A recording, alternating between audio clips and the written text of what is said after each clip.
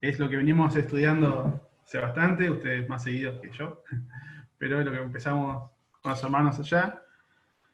Y vamos a considerar esta noche del versículo 22 al 30. Todos tienen Juan 10, 22 al 30. Un cachito que todos lo tengan. Y leemos así la palabra del Señor.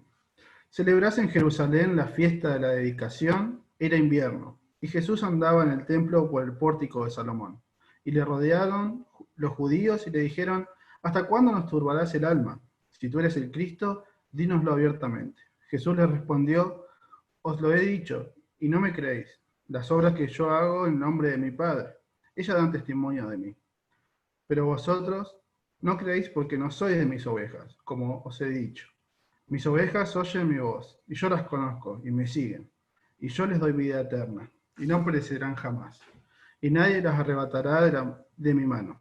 Mi Padre, que me las dio, es mayor que todos, y nadie las puede arrebatar de las manos de mi Padre. Yo y el Padre somos uno. Anteriormente a esto, con Agustín estuvieron viendo acerca de Jesús también como el buen pastor. Y acá vuelvo a repetir un poco la figura, un poco los términos, aunque lo vemos todo seguido, aunque vemos pareciera el mismo tiempo, entre el versículo 21 y el 22 pasaron 2 meses de diferencia, y Jesús sigue hablando de lo mismo. Entonces, como venimos estudiando de forma consecutiva, de forma secuencial, que use los mismos términos significa que Dios nos quiere decir lo mismo, que Dios nos quiere volver a decir algo, que hay algo importante que Dios quiere recalcarnos.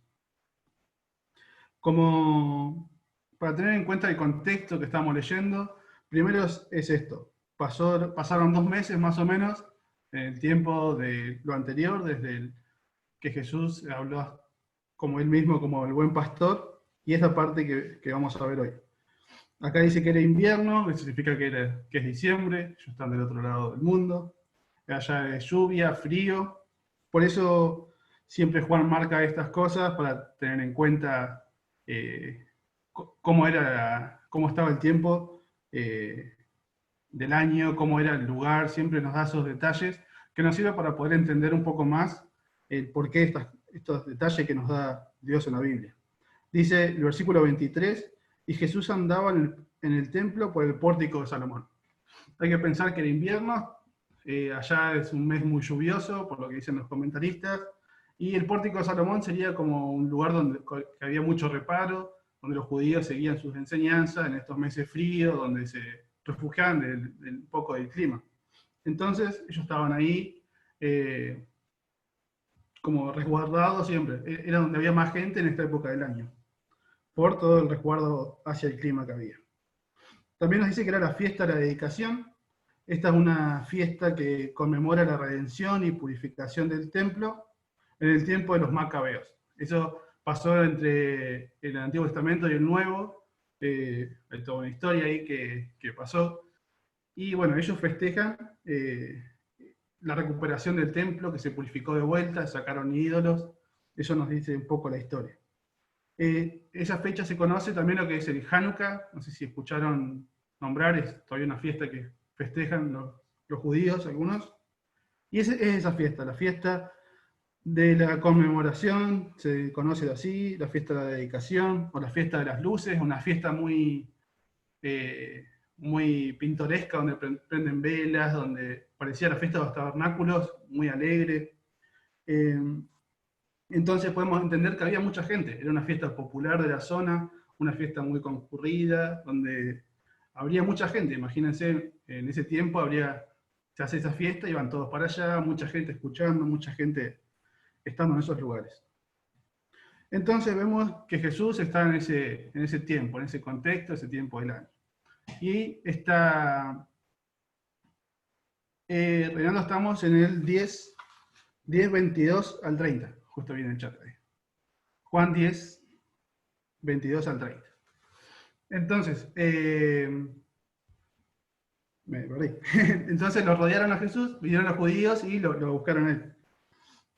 el versículo 24. Y le rodearon a Jesús y le dijeron, ¿hasta cuándo nos turbarás el alma?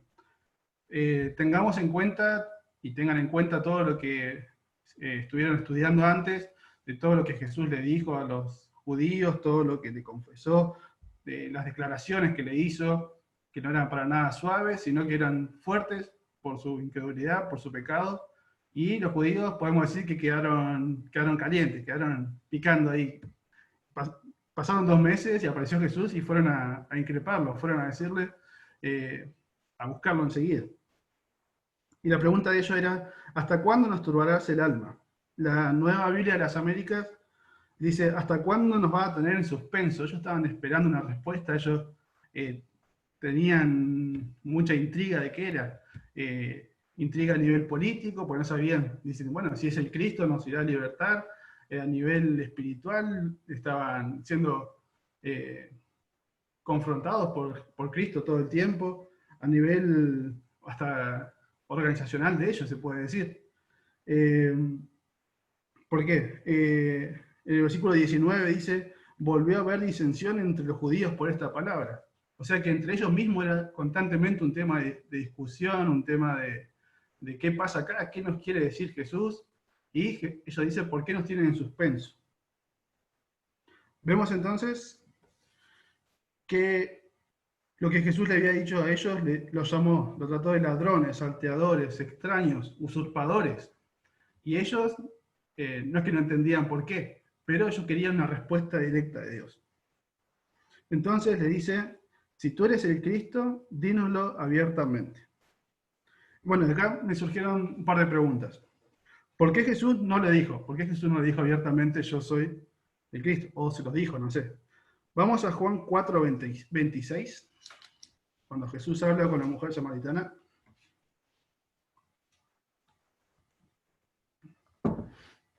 Y en este caso, Jesús sí le dice, yo soy el Cristo. Jesús le dijo, yo soy el que habla contigo. En el 25 le dijo la mujer, sé que ha de venir el Mesías llamado el Cristo. Cuando Él venga, nos declarará todas las cosas. Bueno, Jesús entonces, en una ocasión, dijo abiertamente, en este caso a la mujer samaritana, yo soy el Cristo. ¿Por qué no lo dijo acá? ¿Por qué no le decía a los judíos abiertamente, yo soy el Cristo? Jesús, otra pregunta que me hacía, ¿Jesús previamente le dijo a estos judíos que él era el Cristo? Vamos a Juan 8, 23. Juan 8, 23, a la vuelta de la hoja. Dice el texto, y les dijo, vosotros sois de abajo, yo soy de arriba. Vosotros sois de este mundo, yo no soy de este mundo. Por eso os dije que moriréis en vuestros pecados, porque si no creéis que yo soy, en vuestros pecados moriréis. El 25 dice, entonces le dijeron, ¿tú quién eres? Entonces Jesús le dijo, lo que desde el principio os he dicho. Entonces, la respuesta a estas dos preguntas, ¿por qué Jesús no se lo dijo? Jesús sí, se lo estaba diciendo todo el tiempo, a través de todos sus milagros, de todas las obras que hacía, Él estaba diciendo, yo soy el Cristo, lo que desde un principio los dije.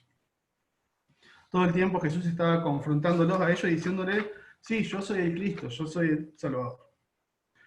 El problema de ellos, de los judíos, no eran las señales, no tenían falta de señales. Lo que tenían ellos era un problema, no era un problema de información, ellos sabían muy bien quién era Cristo, sabían muy bien, sino un problema de fe, un problema de obediencia. Ellos no respondían a Dios de una forma obediente, de una forma consecuente, como tenemos que responder hacia Dios en este caso. Entonces ellos, para seguir con el relato, volvemos a Juan 10:25. Ellos lo buscaban, lo increpaban a Jesús diciendo, ¿hasta cuándo nos vas a decir? ¿Cuándo vamos a saber si sos el Cristo? Si sos, decínoslo. Y Jesús entonces le responde, siempre como le responde de esta forma a los judíos. Vemos una marca muy distintiva en Jesús respondiendo, como que es diferente a como le respondió la mujer samaritana. Él da gracia a los humildes y le da la ley, le da la palabra de Dios lo más tajante posible a los soberbios, en este caso a los judíos. El 25 dice, os he dicho y no creéis, las obras que yo hago en el nombre de mi Padre. Ellas dan testimonio de mí. Entonces, acá le responde Jesús las dos preguntas que habíamos hecho. Jesús sí, todo el tiempo le estuvo diciendo que Él era el Cristo, que Él era el Salvador. Pero ellos no creían en todo lo que Jesús estaba diciendo. Vemos acá que Jesús empieza a nombrar y a distinguir por qué creen, por qué no, porque hay gente que cree, gente que no. Pero vosotros no creéis. Acá hace una distinción. Él está diciendo, yo le estoy mostrando que soy Cristo, yo le estoy mostrando que soy el Cristo y el Salvador, pero ustedes no creéis, porque no son de mis ovejas, como los he dicho. Esto seguramente se repite con lo que Jesús dijo acerca de sí mismo, de ser el buen pastor. Eso lo vieron antes.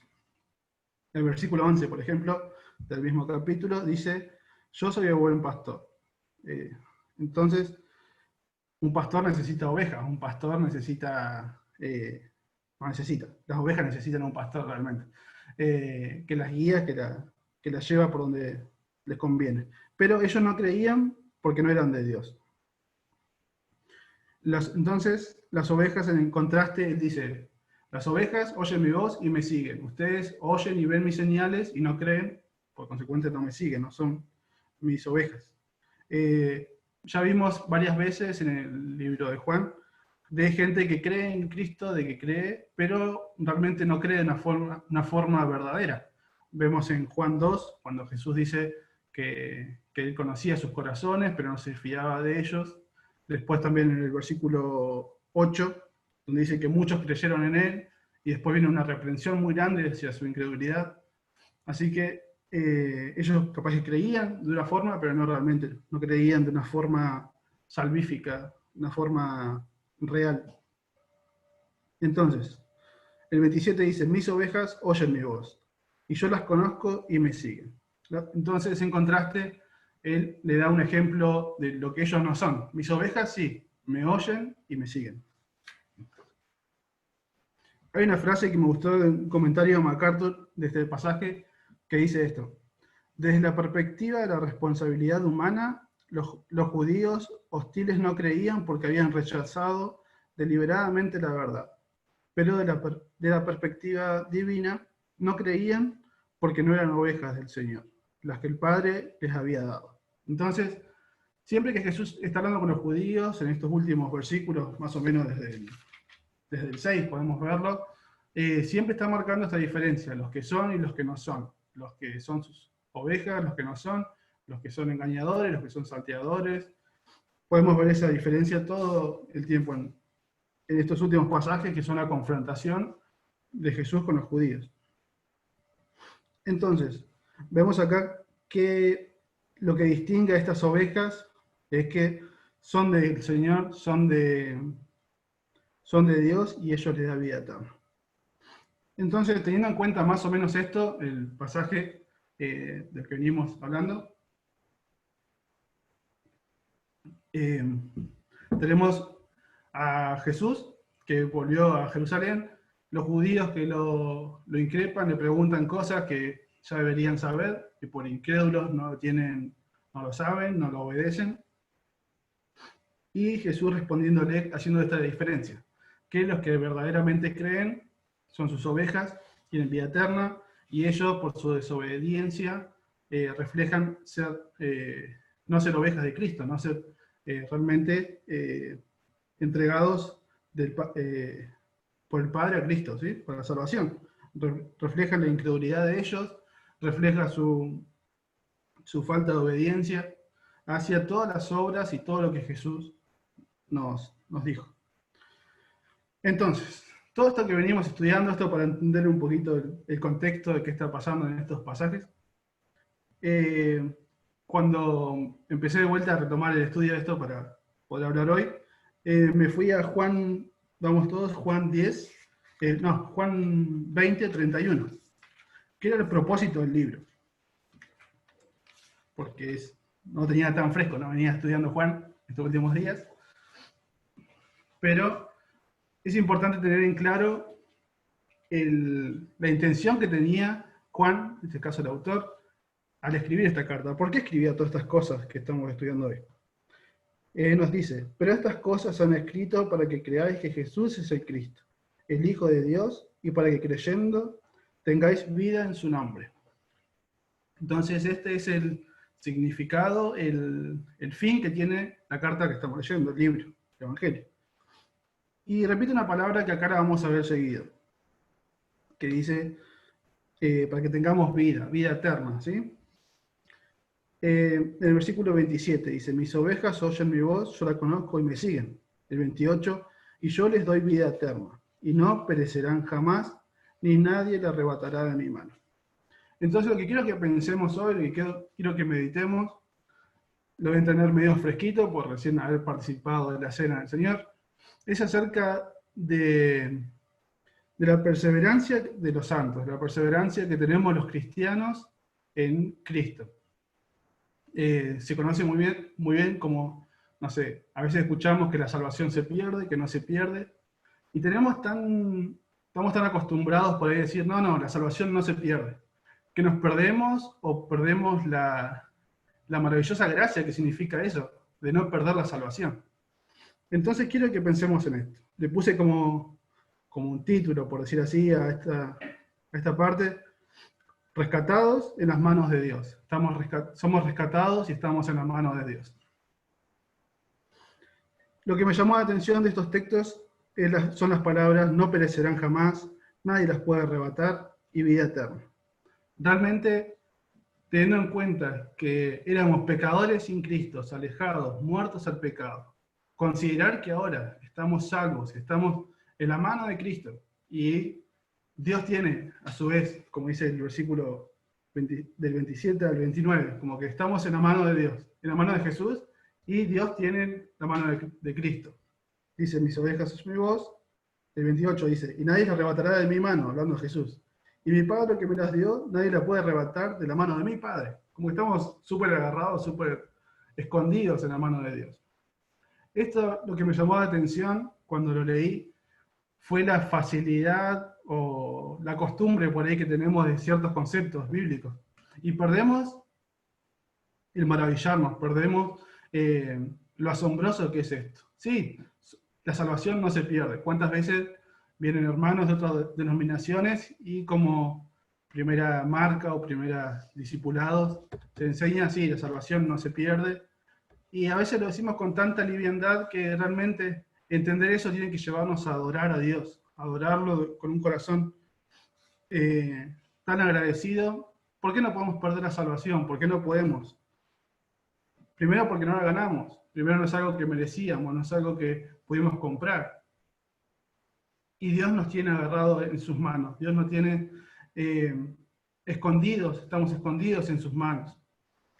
Entonces, por un lado, quería que meditemos en esto, del pensamiento de que perseveramos en la fe, perseveramos en la vida cristiana, porque Él nos tiene agarrados, Él nos sostiene de caer, Él nos sostiene para que podamos vivir siempre la vida cristiana. El significado de la vida eterna. Leemos acá, y yo les doy vida eterna. ¿Qué significa vida eterna? ¿Cuándo empieza la vida eterna? ¿Cuando me muero? ¿Cuando voy al cielo? ¿Eso es la vida eterna? ¿Qué es lo que Dios nos da? Todo esto teniendo en cuenta que somos sus hijos, teniendo en cuenta que nos arrepentimos de nuestros pecados, que creímos en Él para salvación. ¿Qué es entonces la vida eterna? Es algo, en el versículo 28 dice que Él nos da. Dice, y yo les doy vida eterna. Vamos a leer Juan 17:3. Ahí explica.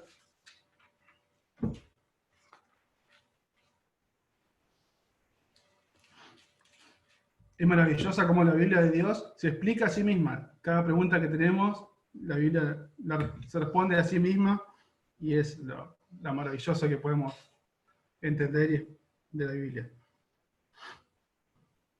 17:3, Juan 17:3, dice, y esta es la vida eterna, que te conozcan a ti, el único Dios verdadero, y a Jesucristo, a quien has enviado. Esa es otra cosa que tenemos por ser hijos de Dios, ese conocimiento que viene de Dios a través de su palabra, es porque somos sus hijos, es porque Él nos tiene, es por pura gracia, como todo lo que tenemos en la vida cristiana. A veces por ahí se dice, sí, la salvación no se pierde, tampoco se gana. Eh, o sea, nadie ganó la salvación y por eso nadie la puede perder. Nadie puede decir, yo hice esto y la perdí, porque si vos hiciste eso significa que en algún punto de tu vida la pudiste ganar. Entonces, Dios nos cuida, Dios nos tiene en sus manos. La vida eterna viene de Él. Todo el que no es de Él, todo el que no está en Cristo, no tiene vida eterna. No conoce a Cristo, no conoce a Dios. Hay que pensar que nosotros fuimos creados, el propósito de nuestra existencia como raza humana es conocer y alabar a Dios y adorarle. Ese es por lo que fuimos creados. Y al estar muertos en pecado, al estar lejos de Él, no podíamos hacer eso. Y necesitábamos la vida eterna, necesitamos el acercarnos a Dios. La muerte se toma como la separación entre el hombre y Dios, sacando la muerte física. Entonces esta vida eterna, si somos hijos de Dios, ya la tenemos, ya estamos cerca de Dios, ya podemos conocerlo, ya podemos amarle, ya podemos disfrutar de conocerlo a Él cada día más. Y no perecerán jamás. No es una capacidad nuestra, bueno, ustedes ahora son salvos y permanezcan en la fe, permanezcan santos, permanezcan salvos. Jesús no dijo eso, Dios no dijo eso, que depende de nosotros, ni la santificación, ni el permanecer en la fe. Como la salvación es una gracia, como la salvación es por pura y obra de Dios. Es una obra completamente de gracia y únicamente por su gracia hacia nosotros. Vamos a leer Filipenses del 1 al 6. 1 al 6, perdón. Vamos a estar un rato.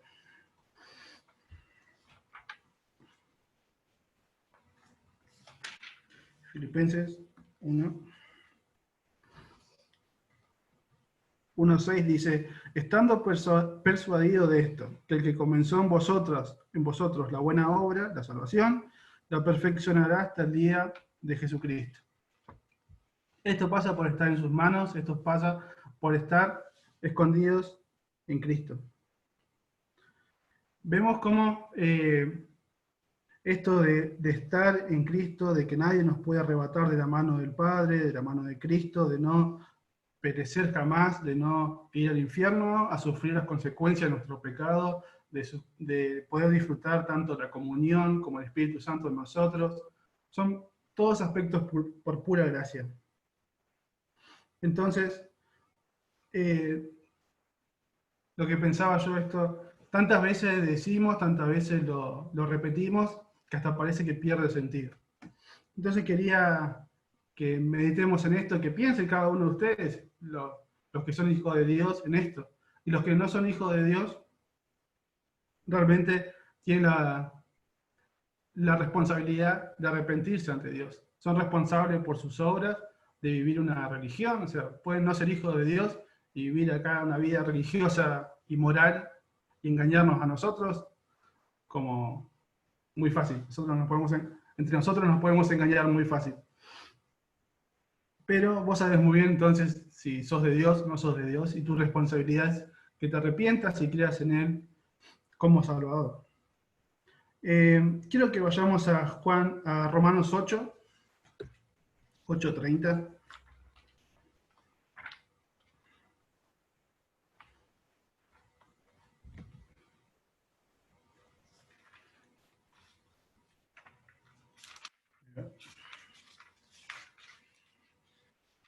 Cambié hace poco la Biblia y no encuentro ningún versículo.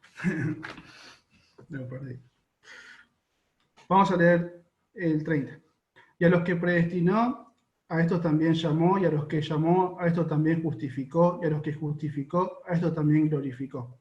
Vemos cómo es la obra completa de Dios hacia los suyos, a los que vemos en Juan como sus ovejas, a los que somos de Dios, a todos los que se arrepienten y creen en Jesucristo. Mantengan ahí en Romanos, y acá en 10:29 de Juan dice, y nadie las puede arrebatar de la mano de mi Padre. Leamos el 38 y 39 de Romanos 8. Dice, por lo cual estoy seguro de que ni la muerte, ni la vida, ni ni principados, ni potestades, ni lo presente, ni lo porvenir, ni lo alto, ni lo profundo, ni ninguna otra cosa creada nos podrá separar del amor de Dios que es en Cristo Jesús, Señor nuestro. Entonces, quería que meditemos en esto, que pensemos cómo estoy viviendo mi vida, realmente como que Dios me sostiene, o estoy llevando mi vida espiritual o viviendo una vida religiosa falsa, tratando de seguir normas para poder ser santo, para poder, si no soy hijo de Dios, capaz me estoy esforzando para ser salvo, me estoy esforzando de portarme bien, de conectarme a todas las reuniones, de, no sé, de hacer cosas para ser salvos y no descansando en la gracia de Dios. O si soy cristiano, por ahí vivo mi santificación como una obra puramente mía, dejando fuera la gracia de Dios.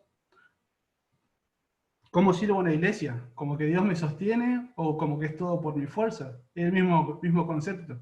Realmente tan fácil pensamos que cualquier cosa que hacemos es por nuestro mérito o porque lo merecemos y nos olvidamos de la gracia de Dios que nos sostiene todo el tiempo.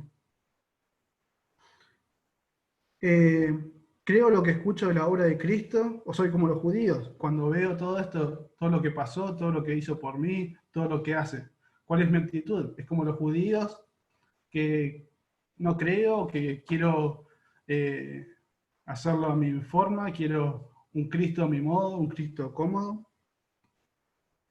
¿En qué verdaderamente está mi esperanza?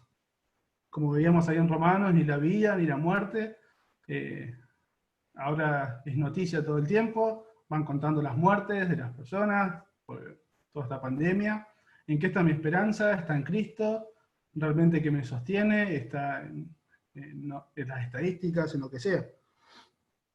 En todo el tiempo en mi vida cristiana, ¿en qué está mi esperanza? Entonces, hermanos, de este texto quería compartirles esto, ¿sí? Y recordarme también, esto fue recordatorio para mí también, que estamos en sus manos, que estamos escondidos en sus manos, como podemos decirlo. Y que nuestra perseverancia en la fe, nuestro sustento, es siempre Cristo. El conocerlo, el amarlo, es por pura gracia, es por pura misericordia. Algo que por ahí lo tenemos tan incorporado, tan mecánico. Examinemos, ¿no?, nuestros corazones, cuáles son nuestras motivaciones, nuestros verdaderos motivos por lo que hacemos las cosas.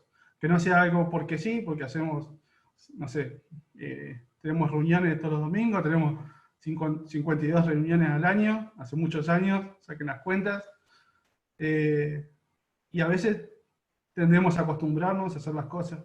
Y volvamos a esto, volvamos a pensar en la gracia y a adorar a Dios en un corazón agradecido, de que somos sus ovejas, de que Él es nuestro pastor, Él nos guía, Él es el buen pastor que nos lleva, como dice el Salmo, por buenos pastos, buenos lugares, y que estamos en sus manos, estamos realmente en sus manos, que Él nos compró por su sacrificio, que Él murió en nuestro lugar.